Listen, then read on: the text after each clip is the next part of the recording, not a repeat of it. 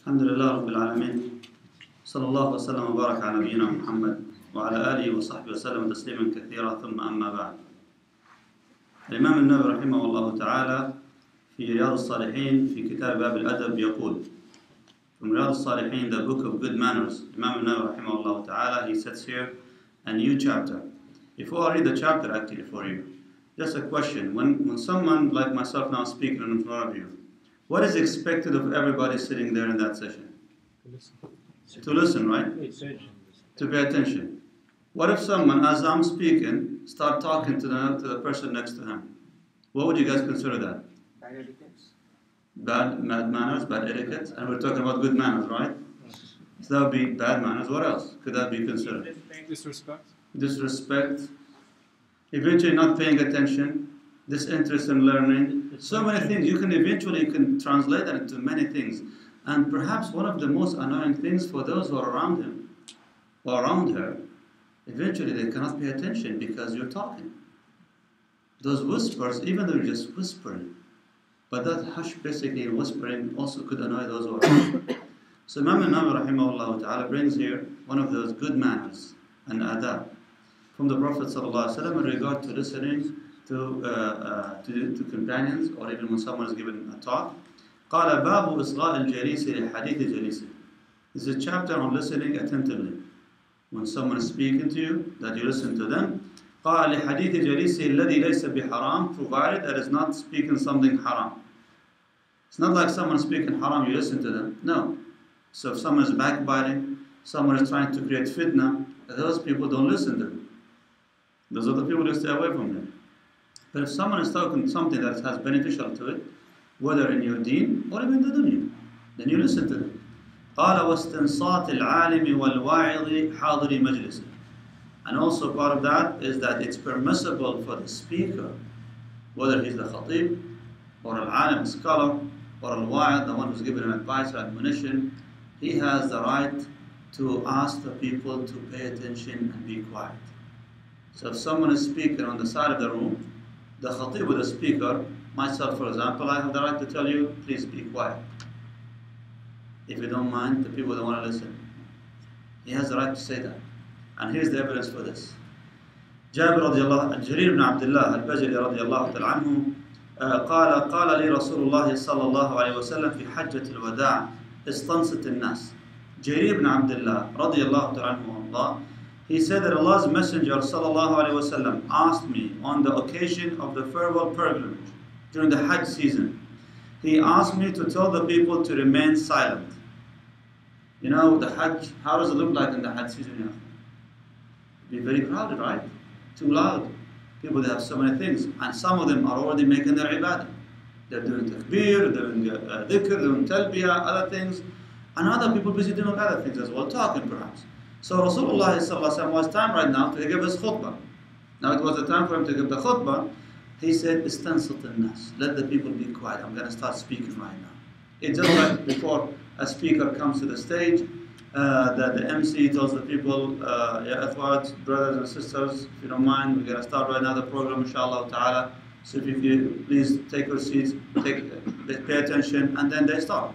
So the Prophet ﷺ, he took Jarir radiallahu anhu to ask the people to remain quiet or be silent, to prepare to listen to the Prophet ﷺ. Then he starts speaking. The hadith that he quoted over here, he said that part of that speech, the Prophet ﷺ, he said, لا ترجعوا بعدي كفارا يضرب بعضكم رقاب بعض متفق عليه. In this part of that statement, or part of the whole sermon, the Prophet ﷺ gave many actual instructions, beautiful, amazing instructions related to the interpersonal relationship between people, the organization of the system and the Islamic State, and family values, and many things. Among these many things that the Prophet ﷺ mentioned over here, he said, لا ترجعوا بعدي كفارا. Do not revert to disbelief after me, chopping the heads of one another. Which means don't go fight each other. Don't let me die and then you start fighting each other again.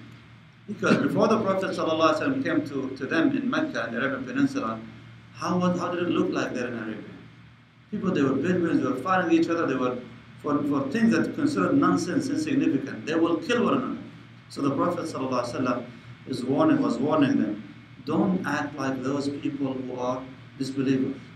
Don't act like the people of the Jahiliyyah, the time predating Islam, by fighting and killing one another. So don't do that. The Prophet ﷺ, of course, after he died, unfortunately, some of the people, they apostated. So they need to be brought back to the system. So that was justified war. But then after that, things didn't change until it remained in peace relatively in the area until the time of Ali Uthman radiallahu ta'ala and then Ali bin Abi Talib radiallahu ta'ala.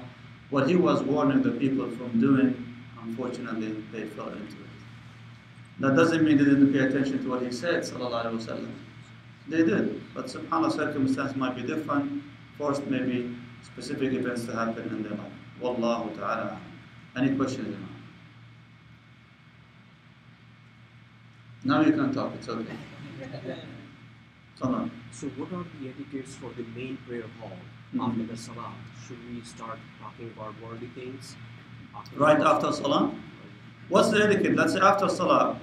If we're talking about our salah in general, it depends. The Prophet ﷺ did not have any specific, etiquette for right after salah.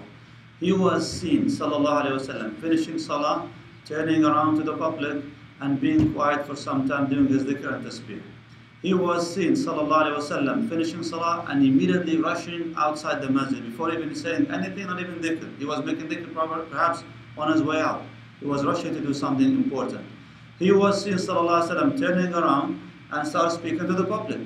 Who saw a dream last night after Salat al-Fajr? So he started talking to the public. So eventually, the Prophet ﷺ did not have any particular etiquette that he followed regularly. It depends on the circumstance. However, he told us and he informed us that the exact the time after you finish your salah, these are one of the opportunities where the dua is being accepted. So if you know that this is a very valuable time for the dua to be accepted, don't waste this time in chit-chat. Making dhikr first, it's not going to take forever from you. And then make your dua, and after you're done, then you go and you mind your business and talk to people afterwards. If you were in the position of dhikr or salah itself, don't talk. Wait until the people finish their dhikr and their tasbih. That's the meaning. Don't start talking to the people next to you. If you're going to have to talk to them, pull them backwards.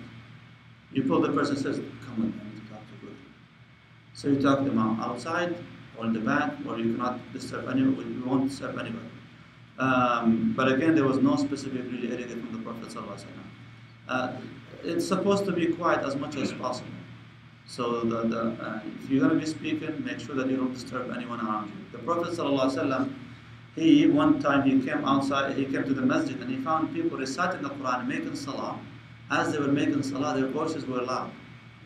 So they were disturbing each other. And the Prophet ﷺ forbade them from doing that. So if he forbade people from disturbing each other in recitation of the Quran in salah as they pray individually, can you imagine if someone is just talking about something completely outside the salah, a topic completely different? In this case, definitely they need to be more careful with this. Allah. Yes. So it's the time for dua.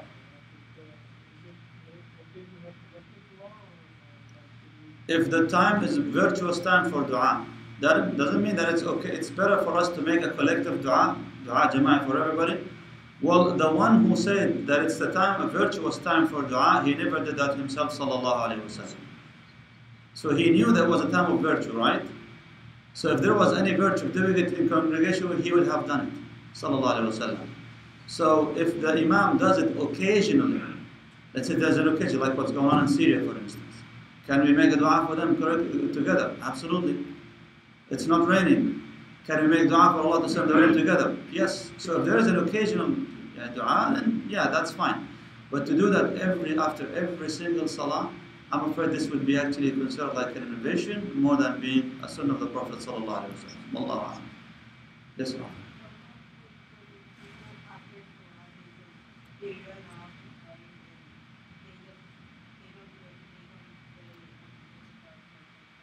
So if people finish salah, they immediately run off to play, right? We're talking about people under maybe 15 years old. I hope so. No.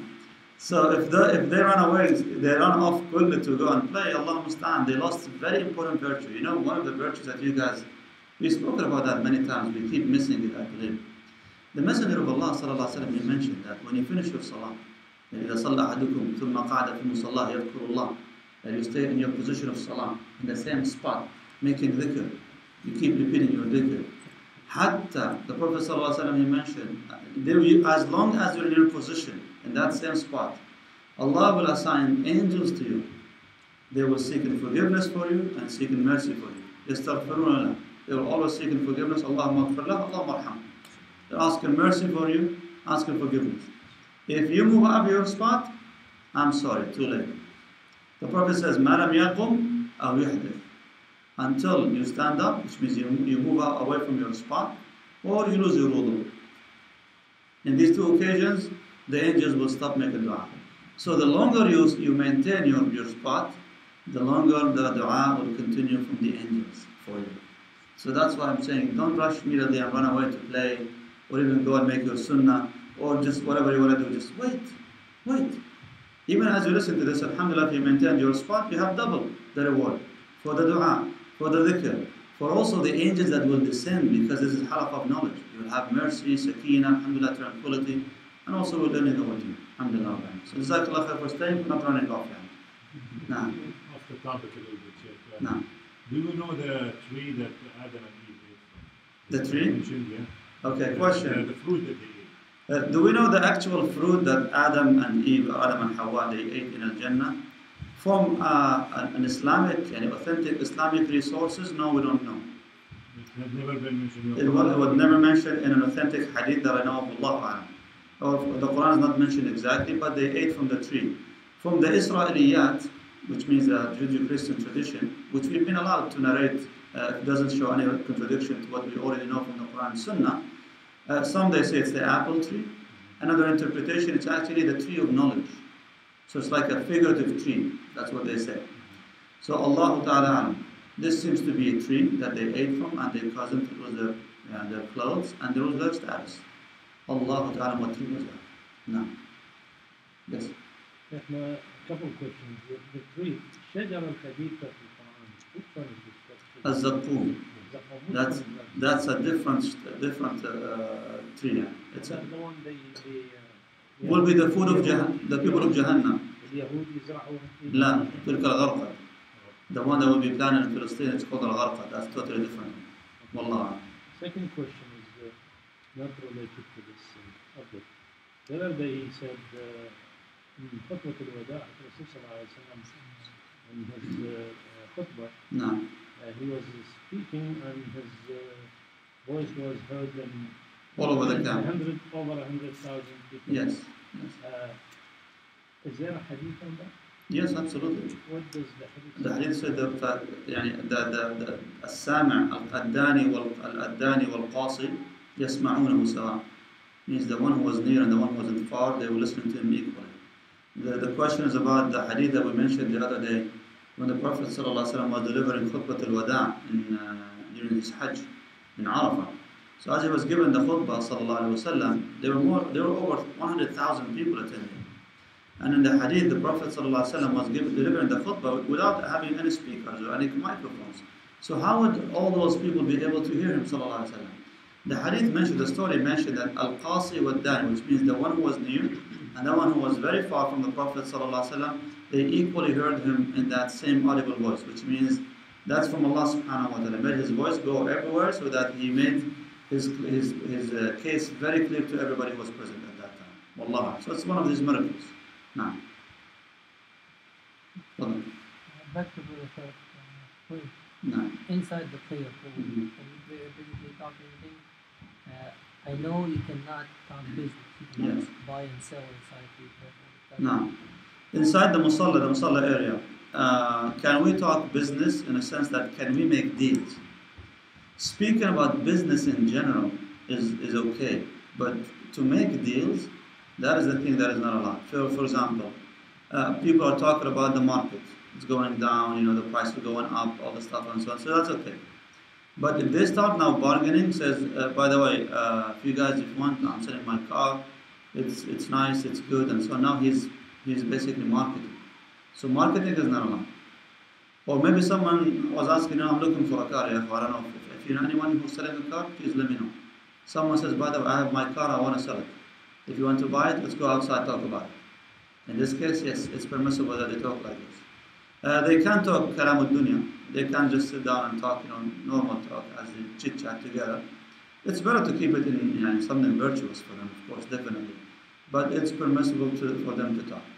How about shi'r, poetry? Poetry, it's okay to mention also poetry in the masajid. Hassan ibn Thabit used to do that. And during the time of Umar al-Khattab, when Umar became the Khalifa, he one day saw Hassan ibn Thabit reading the shi'r, reciting his poetry.